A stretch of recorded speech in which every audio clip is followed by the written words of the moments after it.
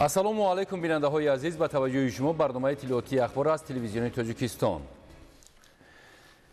1 ноябр президенти ҷумҳурии Тоҷикистон пешвои миллат муҳтарам Эмомалӣ Раҳмон дар вилояти Хартон маркази таълимии воҳидҳои таъиноти махсуси Кумитаи давлатии амнияти миллии ҷумҳурии Тоҷикистонро ифтитоҳ намуда мавриди истифода қарор доданд.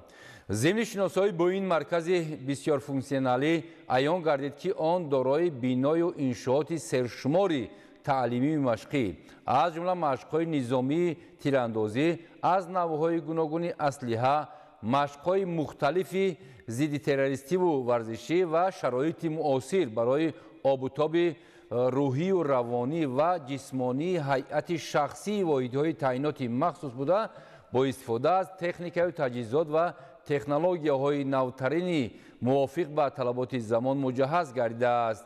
дар ин маркази таълими муосир, ки дар мавзеи бисёр зебои табиати биҳиштосои Тоҷикистони азиз қарор гирифтааст, тамоми шароити зарурии маишӣ ҳам муҳайё гардидааст.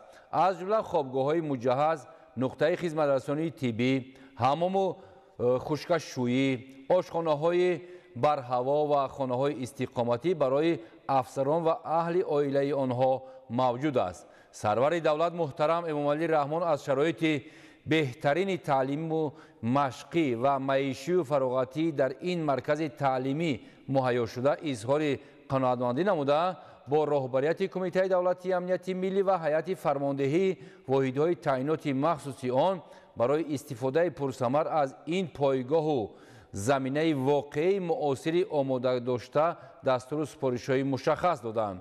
таъкид гардид, ки ин пойгоҳ бо чунин техникаю таҷҳизот ва ҳама шароити мусоид имкон медиҳад, ки ҳайати шахсии таъиноти махсус ҳамаҷониба ва бо сифати аъло омода карда шаванд, аз ҷумла бо назардошти таҷрибаи ҷаҳонию минтақавӣ дар амалиётҳои ҷангӣ ва махсусе, ки дар гӯшаю канори гуногуни олам имрӯзҳо ҷараён дорад. пешвои миллат муҳтарам Эмомалӣ Раҳмон зимни суханронӣ дар назди роҳбарият ва ҳайати шахсии воҳидҳои таъиноти махсуси Кумитаи давлатии амнияти миллии ҷумҳурии Тоҷикистон аз ҷумла таъкид доштанд, ки вазъи басо мураккаб ва зуд тағйирёбандаву пешгӯишавандаи ҷаҳони имрӯза аз ҳар як шаҳрванди кишвар, бахусус кормандону хизматчиёни Кумитаи давлатии амнияти миллӣ омодагии ҳамаҷонибаи низомию махсус, далерию шуҷоат, ҳисси баланди ватандӯстию садоқат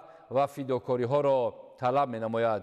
боздиди президенти ҷумҳурии Тоҷикистон муҳтарам Эмомалӣ Раҳмон аз маркази таълимии воҳидҳои таъиноти махсуси Кумитаи давлатии амнияти миллӣ бо расми гузашти ҳайати шахсии он аз нади пешвои миллат муҳтарам Эмомалӣ Раҳмон ва қадамзании зебою мутантани онҳо анҷом ёфт.